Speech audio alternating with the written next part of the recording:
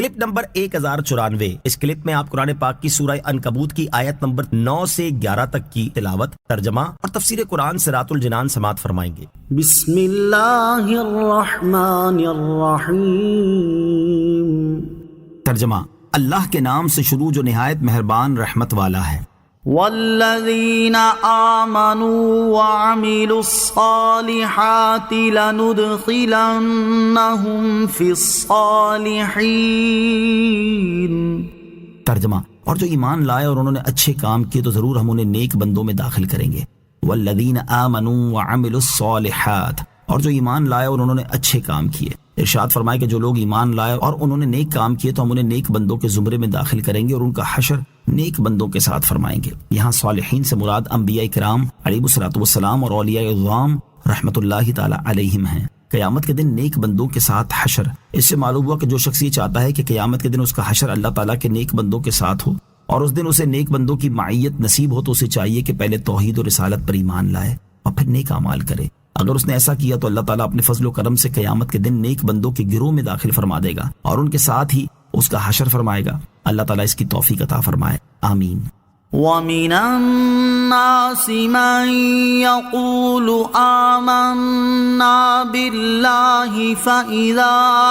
أُوذِيَ فِي اللَّهِ جَعَلَ فِتْنَةَ النَّاسِ كَعَذَابِ اللَّهِ وَلَئِن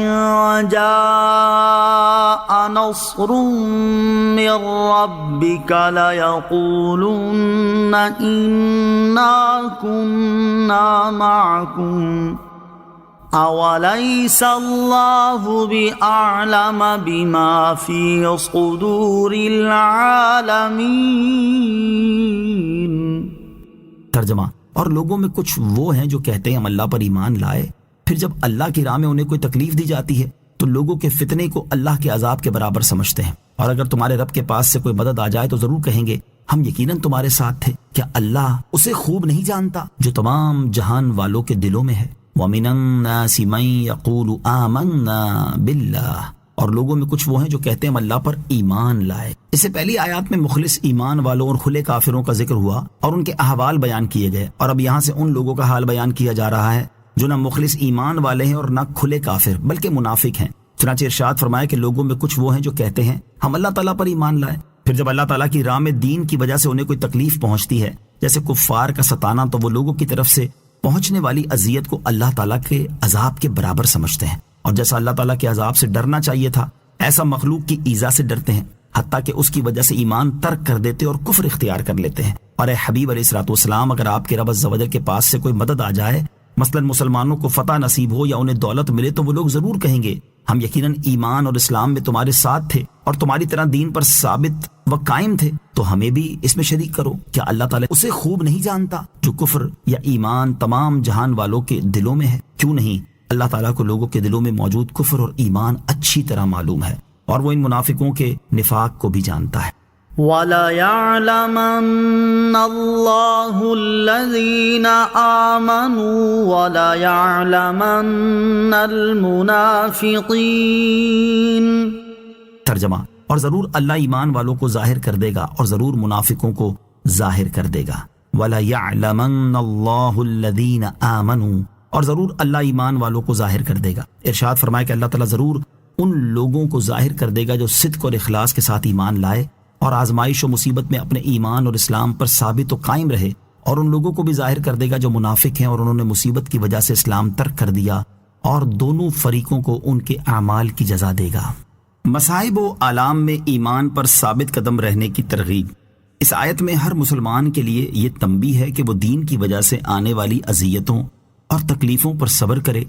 اور مصائب و آلام کی وجہ سے سرمایہ آخرت یعنی ایمان کو ہرگز ضائع نہ کر دے، بلکہ اپنے ایمان اور اسلام پر ثابت قدم رہے اور اپنی اس قیمتی ترین دولت کی بھرپور حفاظت کرے۔ ایسی حالت میں ہر مسلمان کو چاہیے کہ وہ کائنات کے سردار، دو عالم کے تاجدار، حبیب پروردگار عز و جل و صلی اللہ تعالی علیہ وآلہ وسلم اور آپ کے صحابہ کرام رضی اللہ تعالی عنہم کو راہ خدا میں آنے والی تکلیفوں اور ان پر ان عظیم ہستیوں کے صبر کرنے کو یاد کرے تاکہ دل کو تسلی ہو، تکلیفوں پر صبر کرنا آسان ہو اور ایمان و اسلام پر ثابت قدمی نصیب ہو۔ ترغیب کے لیے یہاں حضور پر نور علیہ الصلوۃ والسلام اور آپ کے مخلص اور جانثار صحابہ کرام رضی اللہ تعالی عنہم کو راہ خدا میں آنے والی تکالیف کی جھلک اور ان کے صبر کا حال سماعت کیجیے۔ چنانچہ سیرت کی کتابوں میں مذکور ہے کہ کفار مکہ خاندان بنو ہاشم کے انتقام اور لڑائی بھڑک اٹھنے کے خوف سے حضور پر نور علیہ الصلوۃ والسلام کو قتل تو نہیں کر سکے، لیکن طرح طرح کی تکلیفوں اور ایذا رسانیوں سے آپ علیہ الصلوۃ والسلام پر ظلم و ستم کا پہاڑ توڑنے لگے۔ چنانچہ یہ لوگ نبی پاک علیہ الصلوۃ والسلام کے کاہن، جادوگر، شاعر اور مجنون ہونے کا ہر کوچہ و بازار میں زوردار پروپیگنڈا کرنے لگے۔ آپ علیہ الصلوۃ والسلام کے پیچھے شریر لڑکوں کا غول لگا دیا جو راستوں میں آپ پر پھپتیاں کستے، گالیاں دیتے اور یہ دیوانہ ہے، یہ دیوانہ ہے کا شور مچا مچا کر آپ علیہ الصلوۃ والسلام کے اوپر پتھر پھینکتے۔ کبھی کفار مکہ آپ علیہ الصلوۃ والسلام کے راستوں میں کانٹے بچھاتے، کبھی آپ علیہ الصلوۃ والسلام کے مبارک جسم پر نجاست ڈال دیتے، کبھی آپ علیہ الصلوۃ والسلام کو دھکا دیتے، کبھی آپ صلی اللہ تعالی علیہ وآلہ وسلم کی مقدس اور نازک گردن میں چادر کا پھندا ڈال کر گلا گھونٹنے کی کوشش کرتے۔ جب حضور اکرم علیہ الصلوۃ والسلام قرآن شریف کی تلاوت فرماتے تو یہ کفار قرآن اور قرآن کو لانے والے یعنی حضرت جبرائیل علیہ الصلوۃ والسلام اور قرآن کو نازل فرمانے والے یعنی اللہ تعالیٰ کو اور آپ صلی اللہ تعالی علیہ وآلہ وسلم کو گالیاں دیتے اور گلی کوچوں میں پہرا بٹھا دیتے تاکہ قرآن کی آواز کسی کے کان میں نہ پڑنے پائے، اور تالیاں پیٹ پیٹ کر اور سیٹیاں بجا بجا کر اس قدر شور و غل مچاتے کہ قرآن کی آواز کسی کو سنائی نہیں دیتی تھی۔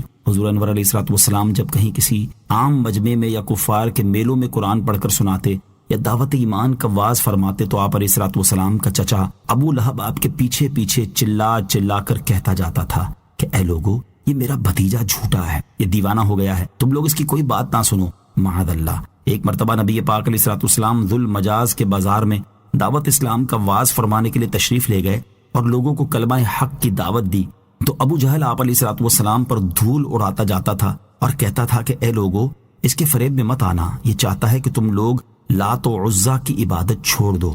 صلو علی الحبیب صلی اللہ تعالی علی محمد صلی اللہ تعالی علیہ وسلم۔ مجھے اپنی اور ساری دنیا کی لوگوں کی اصلاح کی کوشش کرنی ہے انشاءاللہ عز و جل۔